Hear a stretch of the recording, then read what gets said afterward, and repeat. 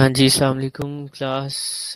आज जो है ना हम सोमैटिक सिम्पटम इलनेस जो है ना ये स्टार्ट करने जा रहे हैं। सोमैटिक सिम्पटम इलनेस डिसऑर्डर्स जो हैं, these are the disorders basically जिसमें जो है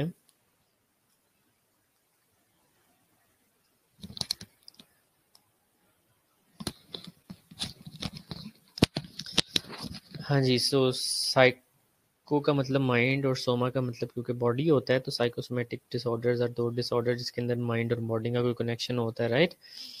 सो साइको एंड सोमेटिक।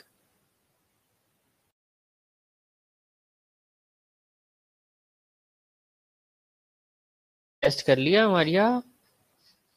आवाज आ रही है आपको?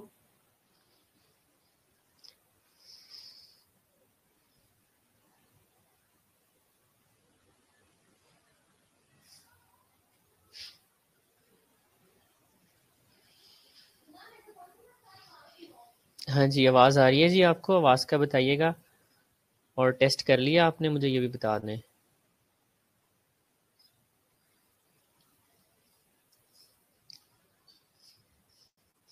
चलें फिर ठीक है, फिर ग्रुप में मैसेज कर दें जिसने टेस्ट कर लिया 5 बजे वाला ज्वाइन कर ले वापस।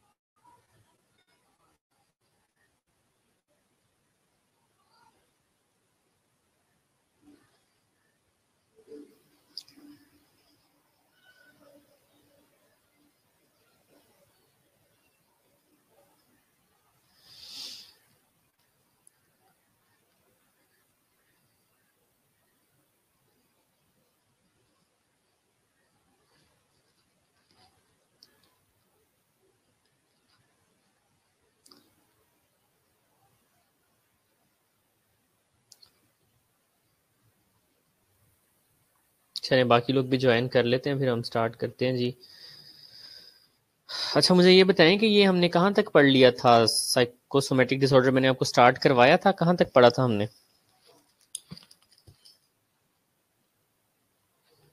हाँ जी मारिया, मुझे बताएं। Psychosomatic disorder.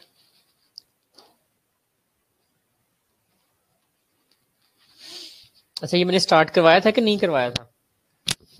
ये बताएं।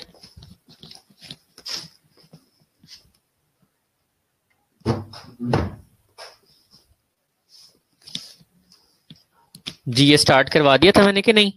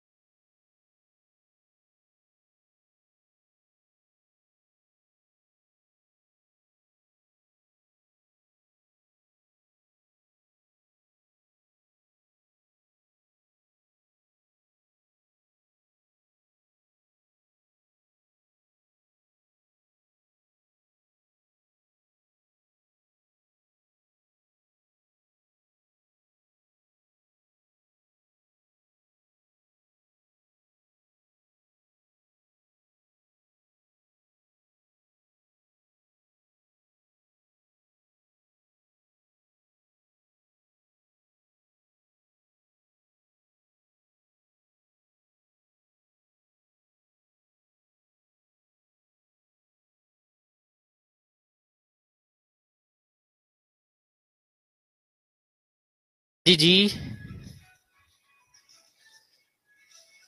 अच्छा, उस दिन नहीं करवाया था, ठीक है।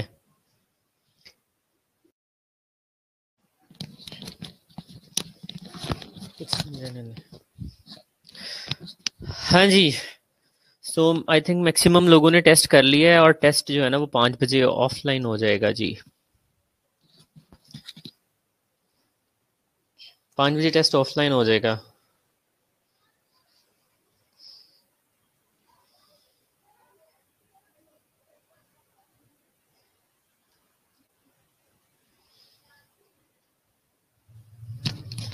हाँ जी, अब आ रही है आवाज़ आप लोगों को? आवाज़ क्लियर है?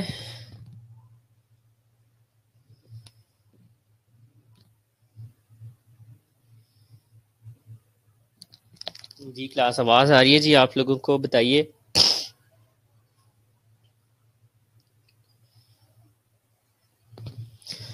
ठीक है जी। आज हम स्टार्ट करते हैं साइकोसोमेटिक डिसऑर्डर्स, या फिर जिनको कहा जाता है सोमेटिक सिम्टम इलनेस जिनको कहा जाता है। आज हम जनाब ये स्टार्ट करते हैं, और ट्राई करेंगे कि मैक्सिमम इसमें से हम ग्रैब आउट कर लें। लास्ट क्लास में बस थोड़ा सा इशू हो गया था, इसलिए क्योंकि मेरा मोबाइल ज़रा इसमें थोड़ा पानी शानी गिर गया है, और आई थिंक इसके माइक से जो है ना आवाज़ नहीं आती, और इसलिए अब मैंने इसको दोबारा से इधर जो है ना कनेक्ट किया, इसलिए आपको लास्ट सेशन में आवाज़ नहीं आ रही थी, इसलिए आप लोगों को जो है ना आवाज़ नहीं आ रही थी उधर। ठीक है, चलें, यानी हाओ नाउ लेके चलते हैं इसे।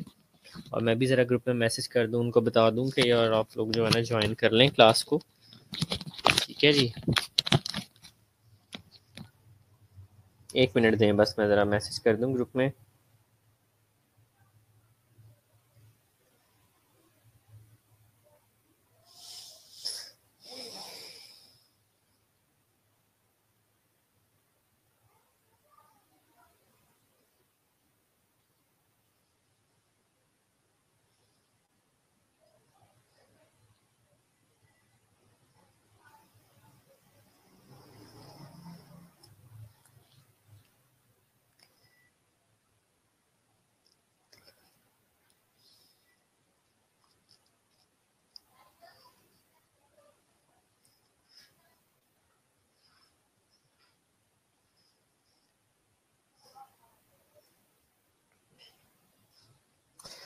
हाँ जी, हम आज स्टार्ट करने वाले हैं अपना नेक्स्ट चैप्टर, जिसका नाम है जी सोमैटिक सिम्पटम इलनेस। ठीक है जी। एनीबडी आप में से कोई जो बताना चाहे जी सोमैटिक सिम्पटम इलनेस क्या होती हैं, क्या क्या होते हैं ये डिसऑर्डर? सोमैटिक सिम्पटम इलनेस क्या है जी? एनीबडी? सोमैटिक सिम्पटम इलनेस जी क्या होती है ये?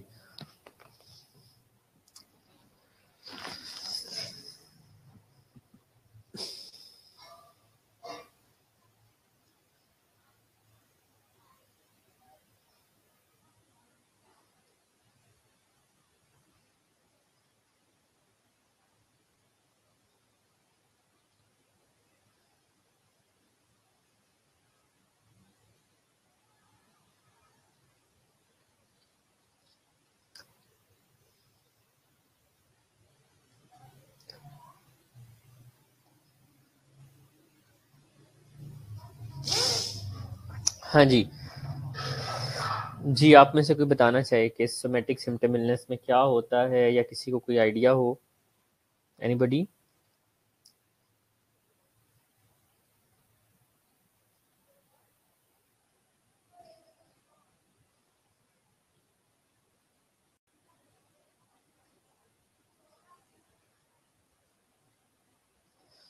ठीक है जी मारिया, आपने तकरीबन सही बताया। एनी हाउ, मूव करते हैं आगे। सोमैटिक सिम्पटम इलनेस, इनको सोमैटिक सिम्पटम इलनेस भी कहा जाता है, पहला नाम।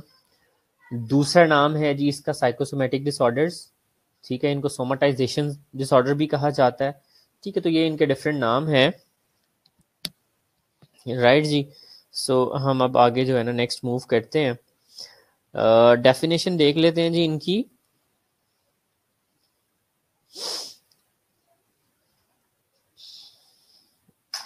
एक मिनट ठहरो यार, आई थिंक मुझे टेस्ट दोबारा ज़रा ऑनलाइन करना पड़ेगा, कुछ स्टूडेंट्स ने नहीं दिया है, सो उनके लिए टेस्ट को ऑनलाइन कर देते हैं, ठहरें ज़रा।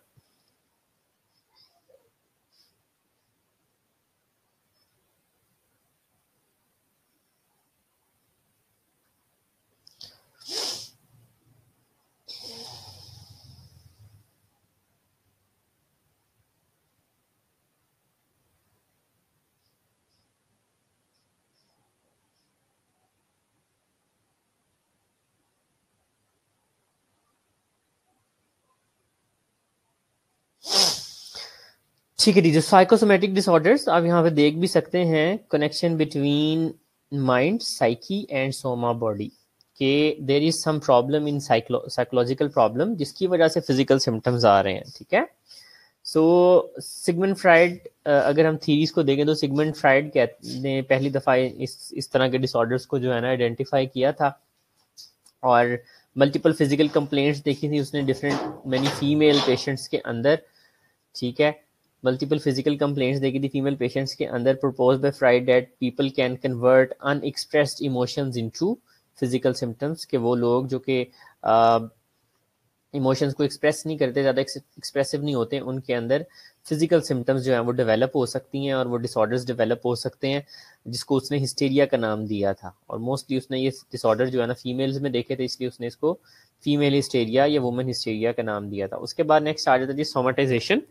So somatization is transference of mental experiences states into a body symptom, कि मेंटल एक्सपीरियंसेस का या मेंटल लेवल पे कोई प्रॉब्लम हुई है, इमोशनल लेवल पे कोई प्रॉब्लम हुई है, उसकी वजह से कोई बॉडी में सिम्टम्स आने लग जाएं, जैसे पेन है, ठीक है, और इस तरह के डिसऑर्डर और बहुत सारी सिम्टम्स हैं वो आने लग जाएं, जिसकी हमें कोई फिजिकल बुनियाद ना मिले, जिसकी हमें कोई फिजिकल वो ना मिले, जैसा कि हम टेस्ट करवाएं, सारे के सारे फिजिकल असेसमेंट करें, लेकिन सब कुछ नॉर्मल हो, लेकिन पेशेंट स्टिल कह रहा है कि उसको नज़र नहीं आ रहा या उसको पेन हो रही है, इस तरह की चीज़ कह रहा हो पेशेंट, तो उसको फिर हम सोमैटिक सिम्टम इलनेस या साइकोसोमैटिक डिसऑर्डर या सोमाटाइजेशन डिसऑर्डर कहेंगे।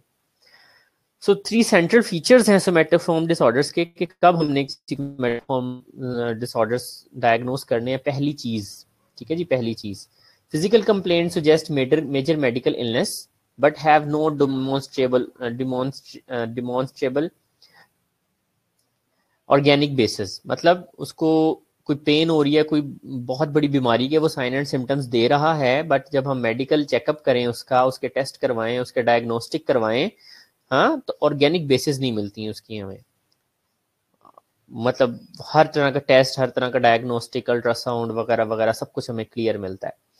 दूसरे नंबर पे है psychological factors and conflict seem important in initiating, exacerbating and maintaining symptoms, कि उससे पहले कोई ना कोई साइकोलॉजिकल इवेंट हुआ होता है, कोई इमोशनल इवेंट हुआ होता है, कोई एडवर्स लाइफ इवेंट हुआ होता है, और जब भी कोई उस तरह की इमोशंस उसे आती हैं तो वो प्रॉब्लम भी बढ़ जाती है। फॉर एग्जांपल उसे पेन हो रही है तो पेन इंक्रीज हो जाएगी, या वो सिम्टम्स जो हैं वो इमोशनल प्रॉब्लम्स की वजह से रहती हैं, जब वो चीज़ें चली जाती हैं तो ये सिम्टम्स भी ठीक हो जाती हैं। सिम्टम्स और magnified health concern are not under patients conscious control. तो patient is very concerned about his illness. अगर पेन हो रही है तो वो कभी किसी हकीम को, कभी किसी डॉक्टर को, मतलब बहुत सारे डॉक्टर्स को दिखाएगा, डिफरेंट तरह की मेडिसिन इस्तेमाल करेगा, लेकिन क्या होगा, उसको आराम नहीं आएगा और वो बार बार डॉक्टर बदलेगा, लेकिन वो बहुत ज़्यादा कंसर्न होगा अपनी हेल्थ को लेके। तो इसको कहते हैं somatoform disorders, somatic symptom illness भी कहा जाता है। सिर्फ एक इसकी आगे हम अभी टाइप्स भी देखते हैं, लेकिन इसकी सिर्फ एक टाइप है जिसको कन्वर्जन डिसऑर्डर कहते हैं, ठीक है, कन्वर्जन डिसऑर्डर। उसके अंदर बंदा जो है ना वो कंसर्न नहीं होता अपनी इलनेस को लेके। अगर वो अंधा हो गया है, को नजर नहीं आ रहा, ब्लाइंड हो गया है, तो वो कंसर्न नहीं होगा अपनी प्रॉब्लम को लेके, ठीक है। वो डॉक्टर के पास नहीं जाएगा उसके चेकअप के लिए, वो कहेगा बस हो गया हूँ तो हो गया हूँ, काम खत्म, ठीक है। बाकी जितने भी इसकी टाइप्स होंगी उसके अंदर आप देखेंगे पेशेंट बहुत ज्यादा कंसर्न होगा अपनी हेल्थ के बारे में। जी, यहाँ तक कुछ सवाल है तो आप पूछ सकते हैं जी क्लास।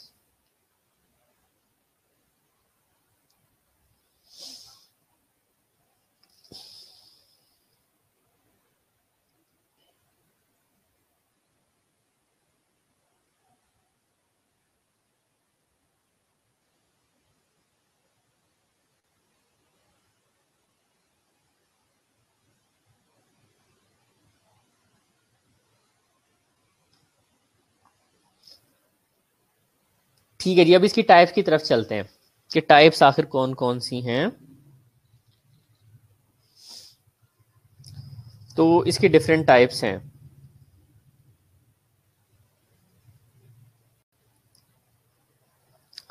तो टाइप कौन कौन सी हैं, पहली आप यहाँ पे देख सकते हैं सोमैटिक सिम्टम इलनेस, सोमाटाइजेशन कहा जाता है इसे। दूसरे नंबर पे कन्वर्जन डिसऑर्डर है।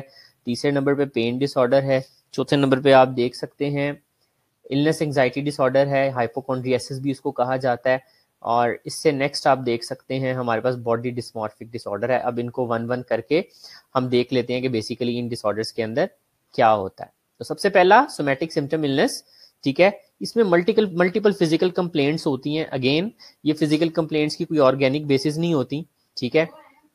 पेशेंट की जितने मर्जी टेस्ट करा लें, हेल्थ हिस्ट्री ले लें, जो मर्जी कराएं, पेशेंट की चीज़ें नॉर्मल आती हैं, ठीक है। लेकिन आप देखेंगे कि उसके साथ कोई एंजाइटी, कोई स्ट्रेस या कोई मेजर लाइफ इवेंट का जो है ना वो अटैच होगा। तो वो सिम्टम्स कौन कौन सी हो सकती हैं? That symptom can be pain, GI symptoms हो सकती हैं जिसमें कॉन्स्टिपेशन, डायरिया, और उसके बाद आप सेक्सुअल सिम्टम्स हो सकती हैं और सूडोन्यूरोलॉजिकल सिम्टम्स हो सकती हैं। लाइक कोई एक लिम्ब उसकी पैरालाइज हो जाएगी, किसी साइड पे जो है ना उसको वो नबनेस होने लग जाएगी किसी जगह पे।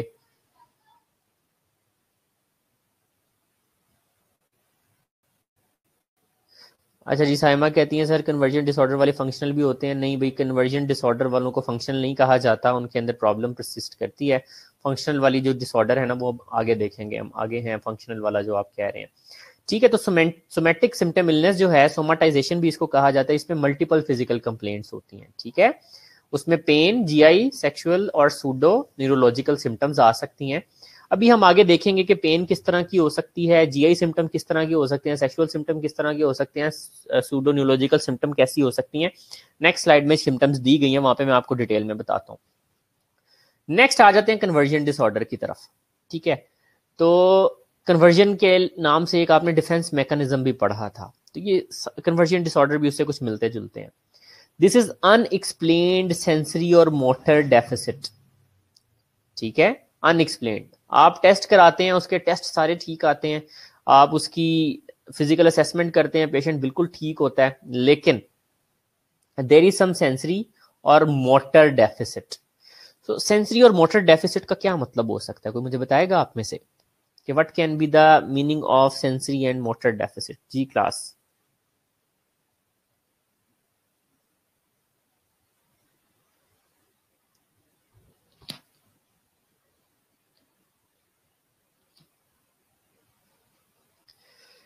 जी,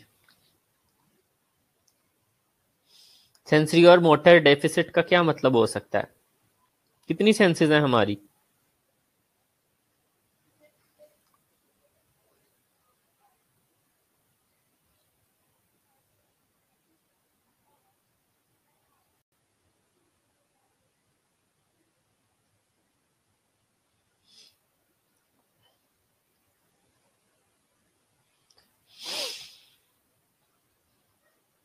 बिल्कुल जी।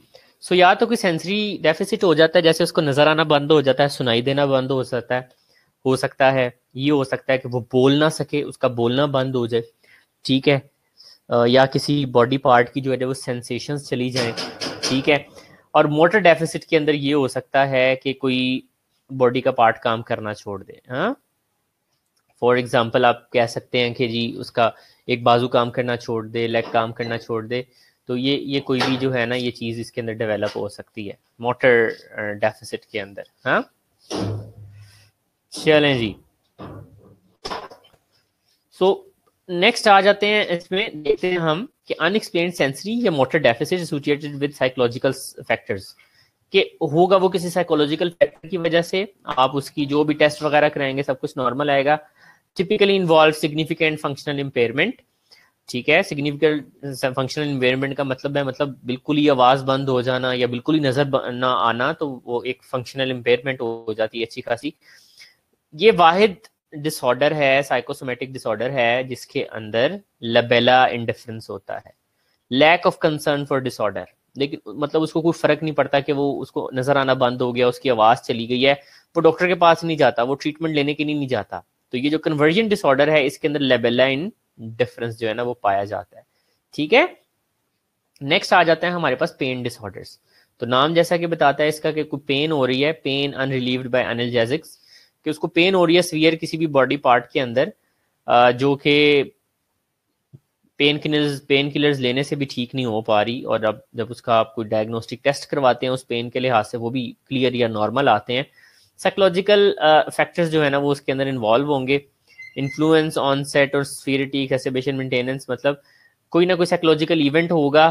फॉर एग्जांपल आप उसे कहेंगे स्कूल चले जाओ, उसके पेट में दर्द शुरू हो जाएगी। लबेला इंडिफरेंस जो है मारिया, वो है जी किसी आई थिंक फ्रेंच का लफ्ज है जिसका आगे मतलब ये लिखा हुआ है, lack of concern for disorder. हाँ, लबेला इंडिफरेंस के मतलब फर्क ही नहीं पड़ना, बेनियाज हो जाना, कोई फर्क ही ना पड़ना किसी चीज से। ठीक है ना, कि मैं मुझे नजर नहीं आ रहा लेकिन मुझे फर्क नहीं पड़ता, ठीक है, मैं उसके लिए कंसर्न नहीं होऊंगा, तो दिस इज लेबेला इंडिफरेंस। सो पेन होगी लेकिन वो साइकोलॉजिकल कॉजेज की वजह से होगी, ये पेन डिसऑर्डर है। चौथे नंबर पे आ जाते हैं जी इलनेस एंजाइटी डिसऑर्डर। हाँ, इसका दूसरा नाम है हाइपोकॉन्ड्रियासिस। इसमें दो चीजें आ जाती हैं, दो तरह के सब डिसऑर्डर आ जाते हैं। Number one is disease conviction, कि उसको लगता है उसे कैंसर हो गया या कोई बहुत बड़ी बीमारी हो गई है, लेकिन उसे बीमारी होती नहीं है। आप उसे कहते हो कि यार सारे टेस्ट आपकी क्लियर हैं, आपको कोई बीमारी नहीं है, लेकिन वो कहेगा नहीं नहीं मैं दूसरा टेस्ट करवा के देखता हूँ, मुझे तो बीमारी जो है ना मुझे लग रहा है मुझे कैंसर हो गया है या फिर कोई और दूसरी बड़ी बीमारी हो गई है। अगली जो इसके अंदर सब टाइप है उसका नाम है डिजीज फोबिया, कि उसको लगता है कि यार मुझे फलानी बीमारी हो जाएगी, हाँ मुझे कैंसर हो जाएगा जी या कोई और बीमारी हो जाएगी, तो वो इसी चीज को लेके कंसर्न रहता है, बड़ा सीरियस कोई डिजीज जो है ना उसको होने वाली है और वो हर वक्त इसके बारे में सोचता रहता है और परेशान रहता है। तो हाइपोकॉन्ड्रियासिस या इलनेस एंजाइटी डिसऑर्डर के अंदर हमने डिजीज कन्विक्शन और डिजीज फोबिया दो डिसऑर्डर पढ़ लिए जी। नेक्स्ट मूव करते हैं। नेक्स्ट जो साइकोसोमेटिक पांचवा डिसऑर्डर है, पांचवी टाइप है इसकी, उसका नाम है बॉडी डिस्मॉर्फिक डिसऑर्डर। ठीक है जी, is preoccupation with an imagined और exaggerated defect in physical appearance, कि या तो उसके अंदर वो हो सकता है कि डिफेक्ट थोड़ा बहुत पाया जाए, या फिर वो खुद से इमेजिन कर लेता है कि मेरे अंदर शायद ये डिफेक्ट पाया जाता है। ठीक है, कोई भी फिजिकल डिफेक्ट हो सकता है, जैसे किसी को लगता है कि मेरा नाक छोटा है, नाक बड़ा है, आंखें छोटी हैं, आंखें बड़ी हैं, और वो हर वक्त किसी चीज के बारे में सोचता रहता है, उसके लिए टोटके करता रहता है कि मैं किस तरह से ये जो मतलब मेरी आंखें छोटी हैं, आंखें बड़ी हैं, ये नाक छोटा बड़ा है, या दांत बाहर को निकले में, कुछ इस तरह का वो सोचता रहता है हर चीज उस हर वक्त उसके बारे में। ठीक है, so thinking one's nose is too large और teeth are crooked and unattractive, तो ये सारी चीजें जो है ना ये उसके अंदर बेसिकली पाई जाती हैं। ठीक है, तो इसको बॉडी डिस्मॉर्फिक डिसऑर्डर कहते हैं, जब अपनी बॉडी के किसी पार्ट को लेकर कोई बंदा ना खुश होता है और उसको ठीक करने के बारे में या उसको लेके बहुत ज्यादा सोचता रहता है कि मैं इस चीज की वजह से मैं अच्छा नहीं दिखता। अच्छा, यहाँ पर अब दी गई है सोमेटाइजेशन डिसऑर्डर की कुछ सिम्टम्स, तो ये बड़ी छोटी छोटी लिखी हैं, प्लीज आप बुक के अंदर जो है ना इसको जरा देख लीजिएगा। तो मैं ज़रा खुद ओपन कर लूँ इसे अपने पास पीपीटी को साइड पे, ताकि मैं देख के पढ़ा सकूँ, क्योंकि बहुत ही छोटा लिखा हुआ है, बाकी आप पीपीटी ओपन करके आप लोग भी देख सकते हैं। हाँ जी, so we have somatic disorder जी। सोमेटाइजेशन की डिसऑर्डर के अंदर हमने देखा था कि एक से ज़्यादा सिम्टम्स पाई जा रही हैं। वो सिम्टम्स कौन कौन सी हो सकती हैं? पेन की सिम्टम्स में कंप्लेंट ऑफ हेडेक हो सकती है, पेन, हेड जॉइंट्स में पेन, बैक में पेन, चेस्ट में पेन, यूरिनेशन के दरमियान में पेन, और बाकी जो है चीज़ों के दरमियान में पेन हो सकती है जी।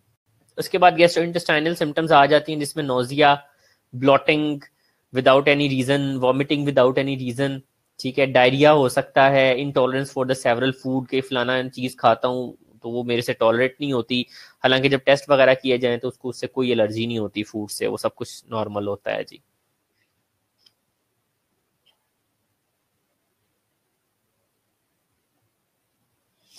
उसके बाद सेक्सुअल सिम्टम्स आ जाती हैं, उसमें सेक्सुअल इंडिफरेंस है, रेक्टाइल और एजैकुलेटरी डिसफंक्शन आ जाता है, इरेगुलर मेंसेस आ जाते हैं, एक्सेसिव ब्लीडिंग आ सकती है। तो ये सारी चीज़ें जो है ना सेक्सुअल सिम्टम्स में आ सकती हैं। और उसके बाद नेक्स्ट है जी सूडो न्यूरोलॉजिकल सिम्टम, इसमें conversion symptoms such as impaired coordination और बैलेंस, पैरालिसिस और लोकलाइज्ड वीकनेस, कि कोई बाजू टांग वगैरह कोई वीक हो जाना या पैरालाइज हो जाना, जबकि उसका जब टेस्ट वगैरह किया जाए तो वो बिल्कुल ठीक हो, डिफिकल्टी स्वालविंग और लंप इन द थ्रोट, ठीक है, कि उसको लगता है कि मेरे गले में कुछ फंसा हुआ है, इसको ग्लोबस हिस्टेरिकस भी कहा जाता है, ठीक है। डबल विजन हो सकता है कि दो दो चीजें नजर आना, ब्लाइंडनेस हो सकती है, डेफनेस, सीजर्स हो सकते हैं, एमनेजिया हो सकता है, लॉस ऑफ कॉन्शियसनेस और फेंटिंग हो सकता है। तो ये सारी की सारी चीजें जो हैं ये इसमें आ सकती हैं सोमाटाइजेशन डिसऑर्डर की सिम्टम्स के अंदर। जी, यहां तक कुछ सवाल है तो बताएं, उसके बाद हम आगे चलते हैं।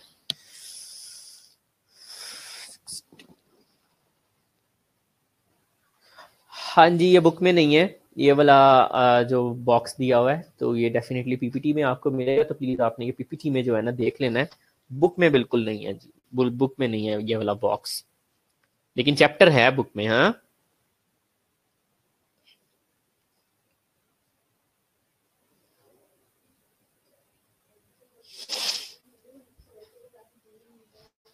जी,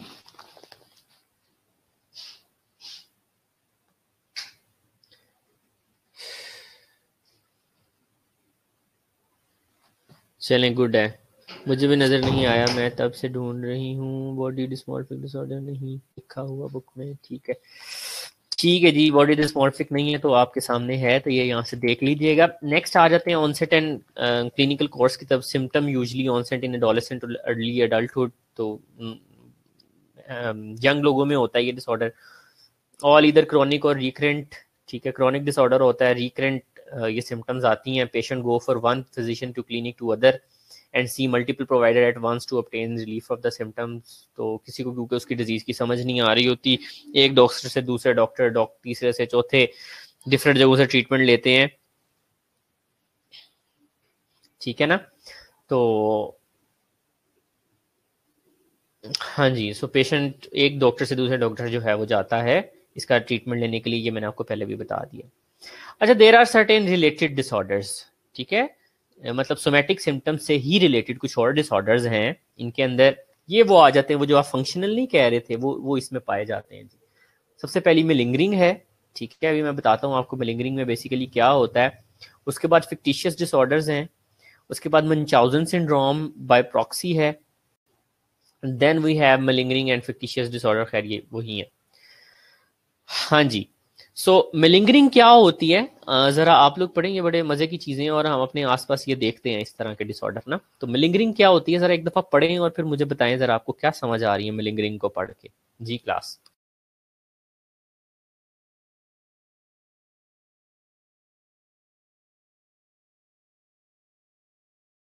मिलिंगरिंग को पढ़ें और फिर मुझे जरा बताएं कि आपको क्या समझ आती है मिलिंगरिंग को पढ़ के।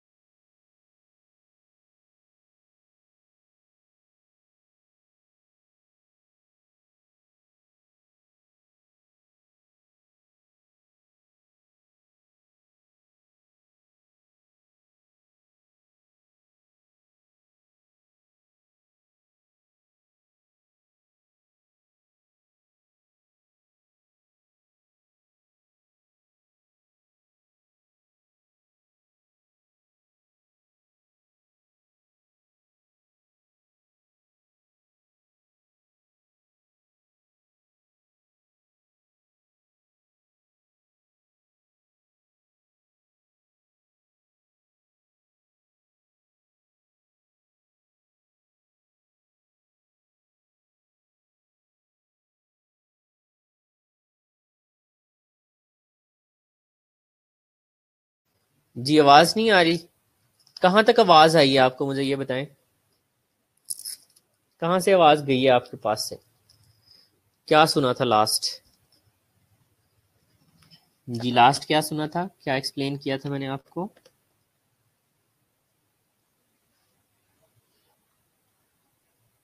ना करो भाई, स्लाइड से ही वॉइस नहीं आई, कहाँ?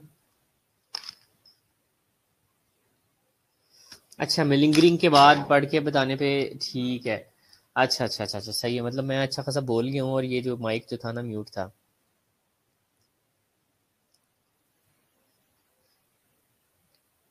अच्छा, सेकंड पॉइंट नहीं सुन सके हैं, एक मिनट ठहरे, एक मिनट ठहरे, मैं आपको बता देता हूँ, ठीक है। सो द थिंग इज, मिलिंगरिंग जो है, बेसिकली मिलिंगरिंग क्या है? बहाना करना, किसी काम से बचने के लिए, स्टडी से बचने के लिए बहाना करना।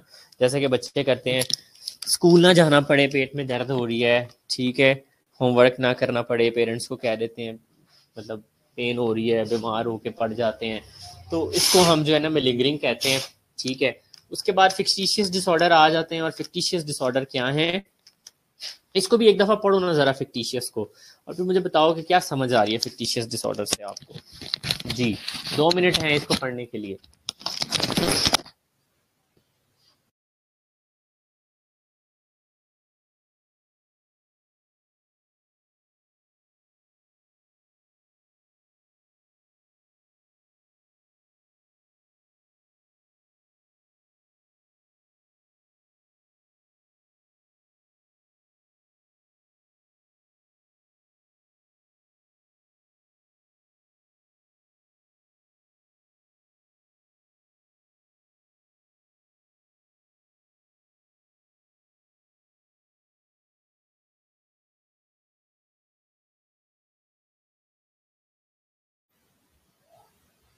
जी, किसी के टेंशन गेन करने के लिए बीमार होने को प्रिटेंड करना फिक्टिशियस डिसऑर्डर कहते हैं, ठीक है। ठीक है जी, कोई फिजिकल साइकोलॉजिकल सिम्टम्स। और उसके बाद मंचाउजन सिंड्रोम ये होता है कि अपने आप को इंजर करना, अपने जैसे कुछ सेल्फ वॉमिटिंग इंड्यूस कर लेना किसी की अटेंशन लेने के लिए, या फिर अपने आप को कोई इंजर कर लेना किसी की अटेंशन लेने के लिए, इसको मंचाउजन सिंड्रोम कहते हैं, ठीक है। अटेंशन सीकर, बिल्कुल ठीक है। अब आ जाते हैं मंचाउजन सिंड्रोम बाय प्रॉक्सी। इसको भी पढ़ें, बड़े मजे की चीज है, ठीक है, फिर मुझे बताएं कि इससे क्या समझ आती है।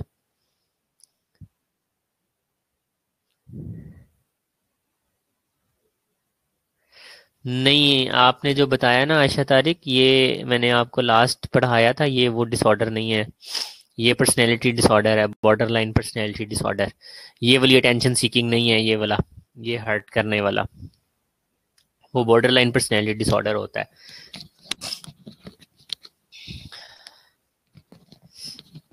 हाँ जी, थोड़ा बहुत खैर इसमें भी आ जाता है, हर्ट करना, खुद को टेबलेट्स ले लेना, तो ये भी फिक्टिशियस डिसऑर्डर में आ जाता है। मंचानो सिंड्रोम बाय प्रॉक्सी जरा पढ़ें एक दफा, ये बड़े मजे की चीज है, फिर मुझे बताएं क्या समझ आ रही है।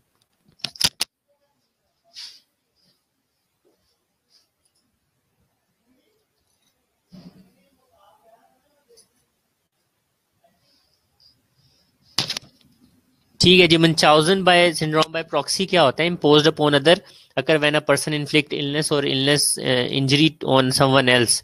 ठीक है, जैसे बच्चे को बीमार करके और खुद उसको बचाने की कोशिश करना, लोगों को नुकसान पहुंचा के उनको बचाने की कोशिश करना और हीरो बनने की कोशिश करना। आगे इन्होंने एग्जांपल भी दी हुई है कि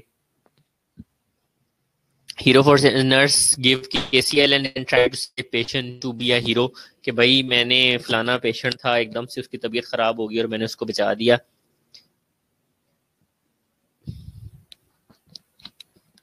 मंचूरियन याद आ गया, अच्छा जी, ठीक है जी।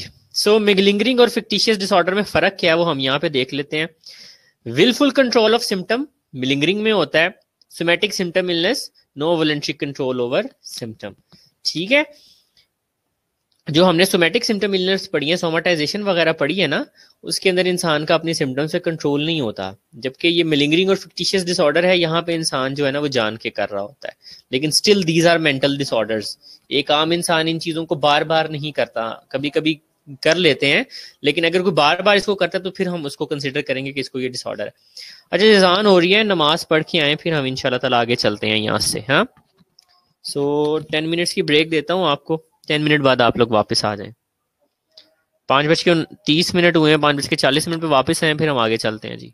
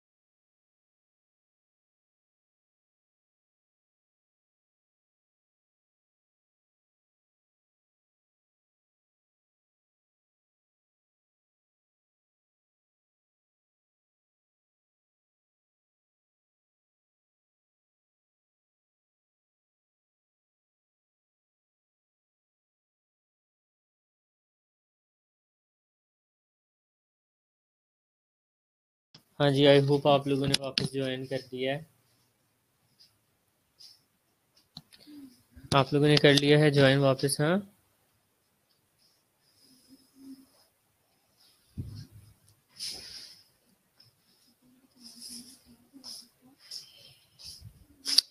हाँ जी, आवाज़ आ रही है जी आप लोगों को दोबारा से?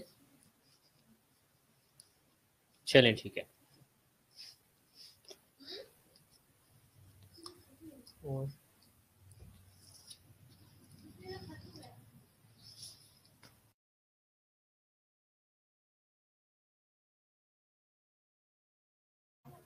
हाँ जी ठीक है जी। सो इटियोलॉजी पे आ जाते हैं। So number one aetiology is internalisation. Emotions को एक्सप्रेस ना करना, चीज़ों को अंदर ही रखना, इनकी वजह से ये डिसऑर्डर्स हो सकते हैं। नेक्स्ट जो थीरीज को एक्सप्लेन करती है वो प्राइमरी गेन और सेकेंडरी गेन की है।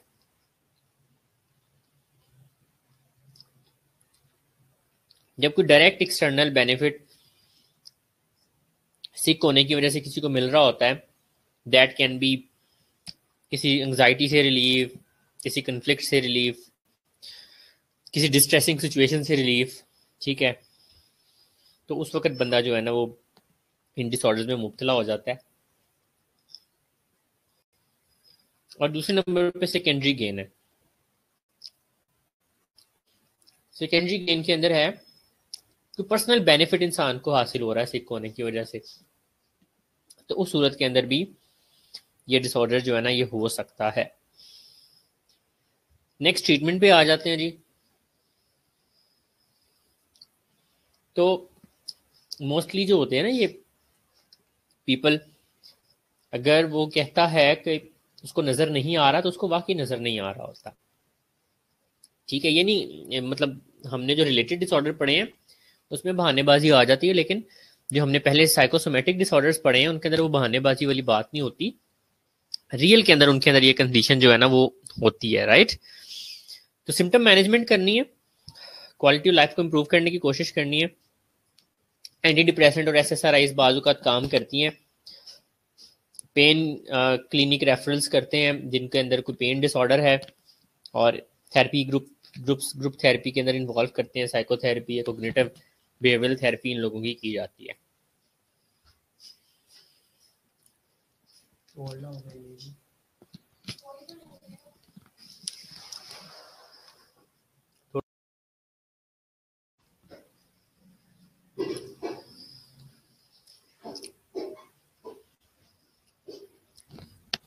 अच्छा जी, नेक्स्ट आ जाती है सोमेटिक सिम्टम्स की असेसमेंट।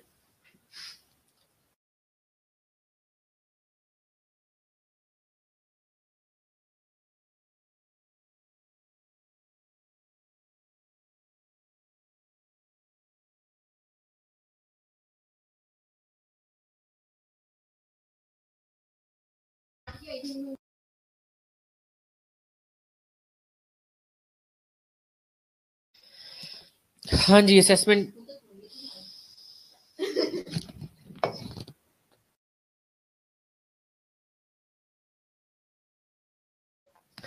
हाँ जी, असेसमेंट की तरफ आ जाते हैं। तो इस असेसमेंट में रूटीन इन्वेस्टिगेशंस करनी है इन पेशेंट्स की। हरगिज़ ये नहीं सोचना कि वो बहाने लगा रहे हैं, रियल में भी बीमारी हो सकती है।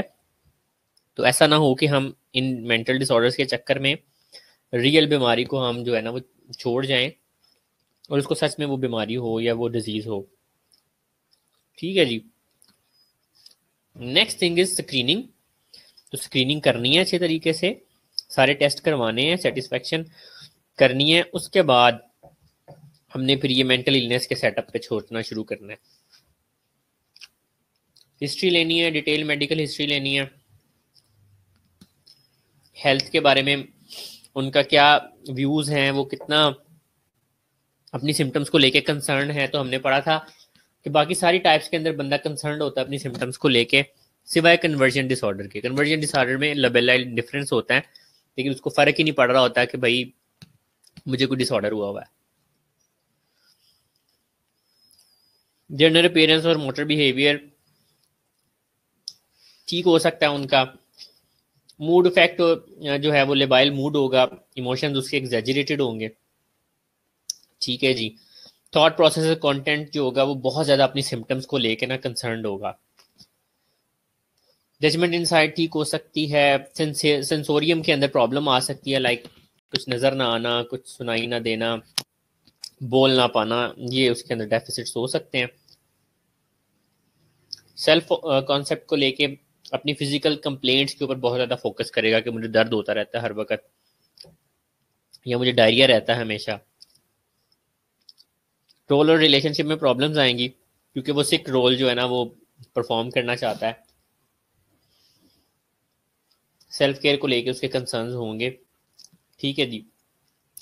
अच्छा जी, आज की क्लास जनाब यहीं तक, इंशाल्लाह ताला नेक्स्ट जो है हम यहाँ से कंटिन्यू करेंगे। इसको प्लीज़ बुक से देख लीजिएगा, ठीक है। नेक्स्ट हमारा कौन सा टेस्ट है भाई?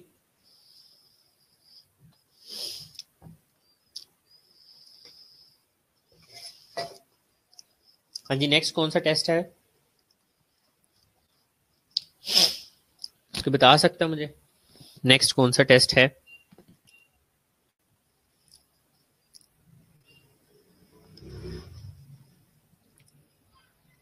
पीडी के टेस्ट हैं, चलें ठीक है। फिर मेंटल हेल्थ का जैसे ये वाला चैप्टर हम क्लोज करते हैं।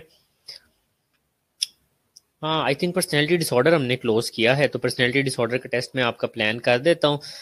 और पीडी का टेस्ट भी है, पर्सनैलिटी डिसऑर्डर का मैं आपका ना हाफ चैप्टर का टेस्ट लूँगा, ठीक है।